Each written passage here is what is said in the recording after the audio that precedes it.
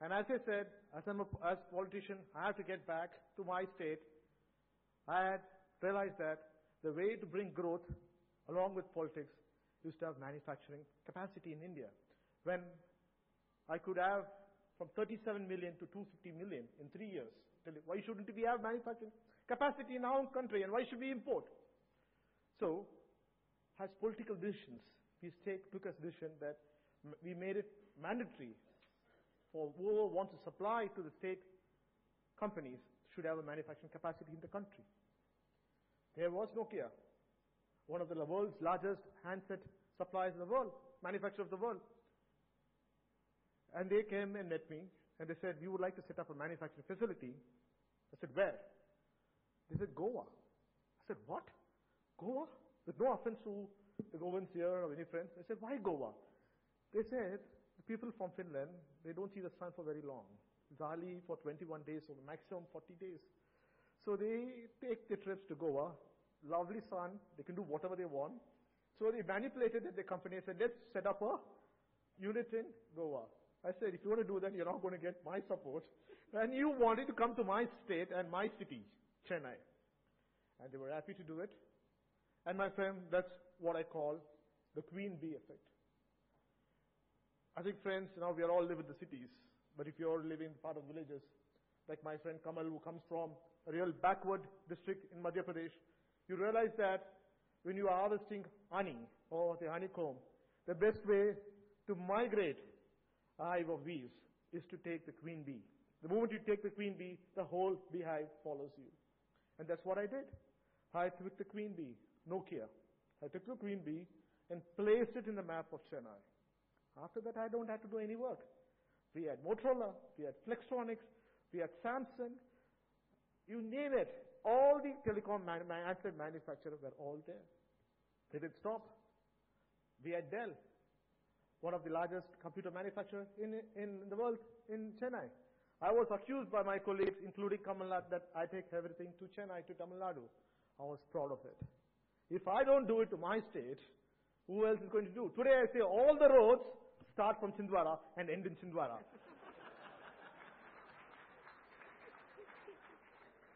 And Kamal should be proud of it. If he is not going to do it, who else is going to do for Kamal? Of course, we have a side deal. He does something, brings for Tamil Nadu also. But friend, this is the politics of progress. We have progressed. I do know that when I became a Minister of Telecom, I had to bring out a policy on broadband. What was recommended for me was 64 kilobits per second should be termed as broadband. I looked at it and laughed at it. At that time, the TRAI said, no, that is more than enough for the Indians. You all blame the politicians. Do not forget the bureaucrats are the ones who always say, because I get elected, I might not get elected. But they say, they recommended 64 kilobits in 2004. I said, no way. I said, we have to increase it. I had to fight.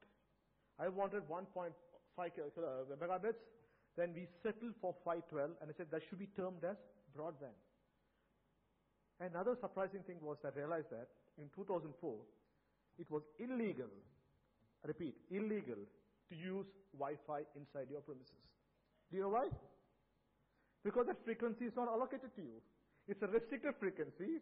You have to get permission to do it. I said, my goodness, I've been using Wi-Fi and I'm a minister. Am I doing it illegal? And we freed it. Do understand that the legacy of India is that those laws which were set up by those British are still following, and seldom few of us look back into the laws and make changes. Friends, I made the change. The next major thing I found for the hindrance for growth in the telecom sector was that all the operators said, we want to put towers. We like your ideas, Mr. Maran, but we can't grow. Because every time we have to grow, we have to put up a tower. And do you know how difficult it is to put up a tower?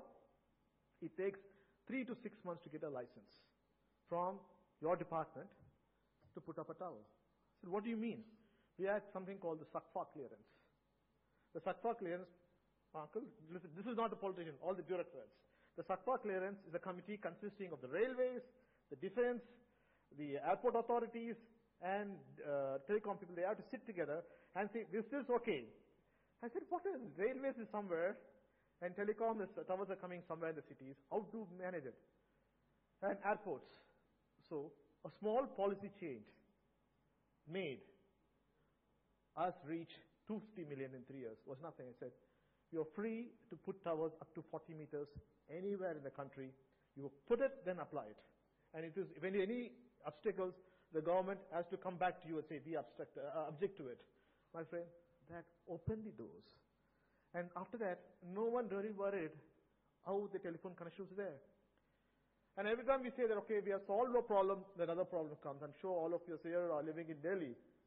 Now, again, you might still curse that the call drops.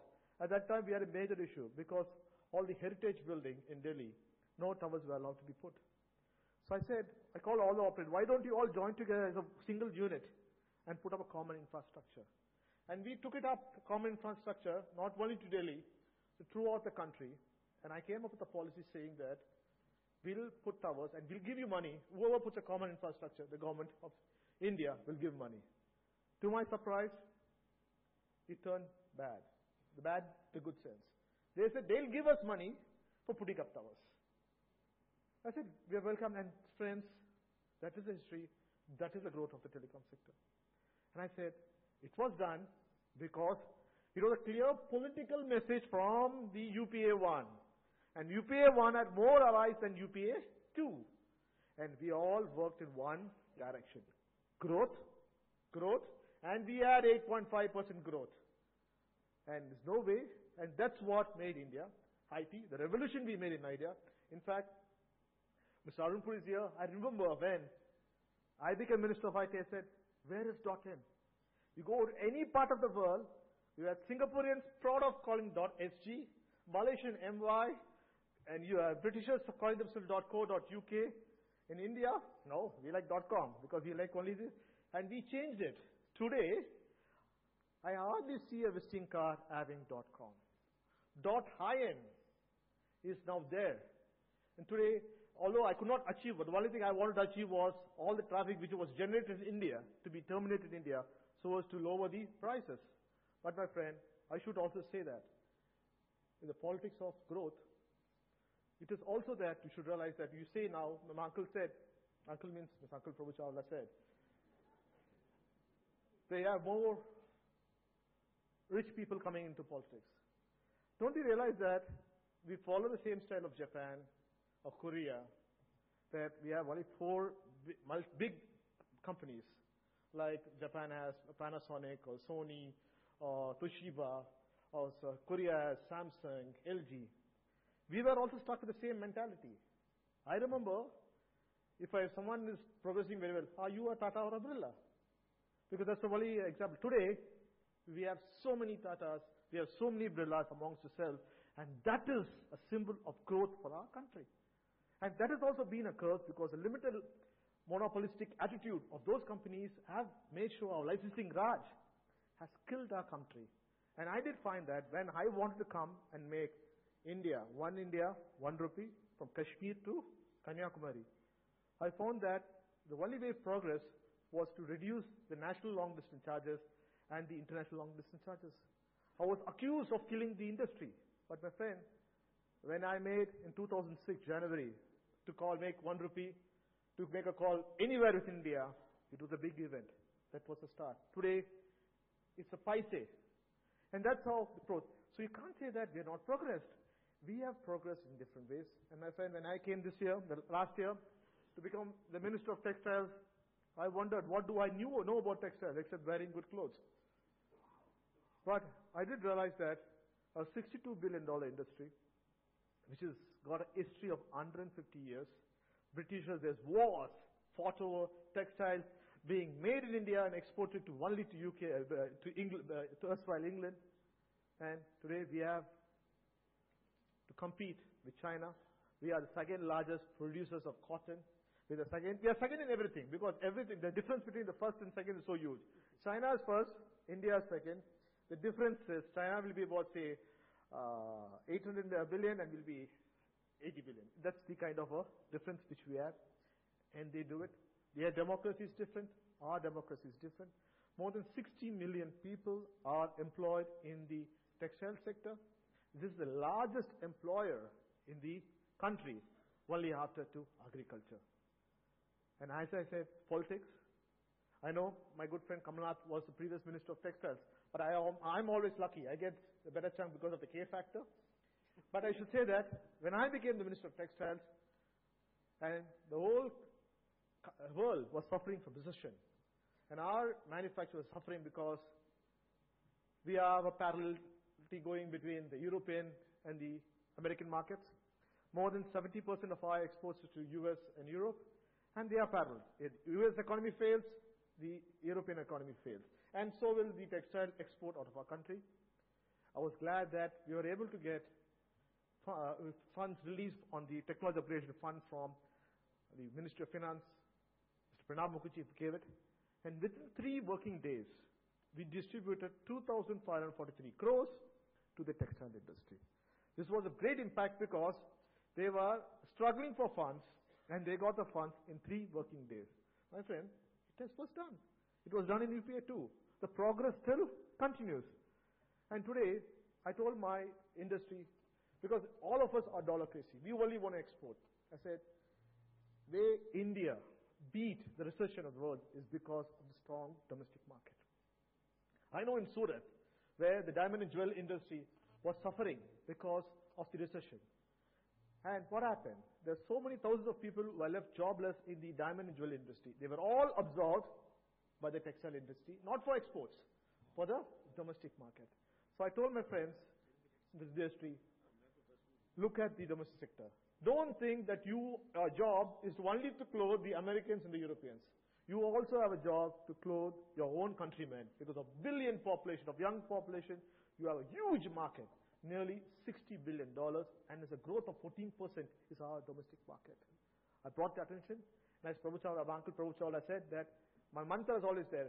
Come to India, invest in India, manufacture in India, make your profit in India, and take your money back. We have no problems. As I said, my friend, progress is a very difficult quotation, because how do you judge progress? I judge progress differently, you judge progress differently. And that is the whole idea of us all here, saying politics of progress. Some might say we are not progressed, but I say we have. And I said, I'd like to quote what I said earlier when I had an opportunity to be in the same conclave, and I mentioned this. My experience when I was the Minister of Communication and Telecom, I was in Stanford when I was meeting the investors to come and invest in India. One of them asked me, Mr. Maran, why should I come to invest in India? Your country is a poor country. I said, why?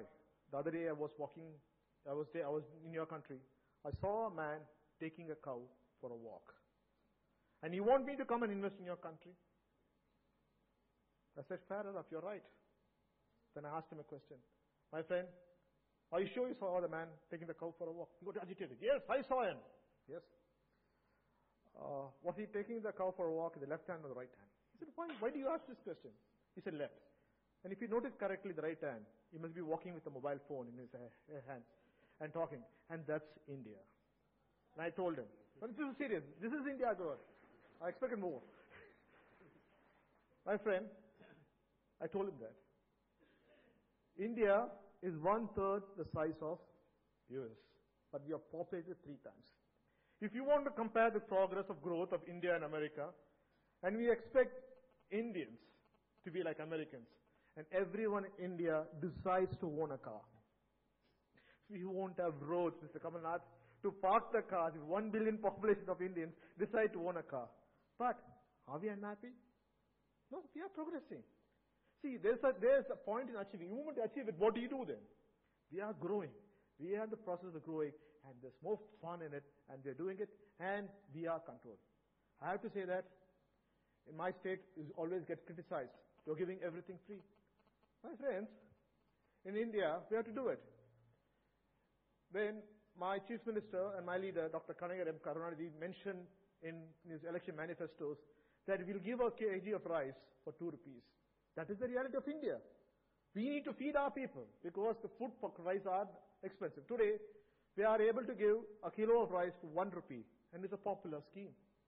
It's not that because we are taking care of our people who voted for us.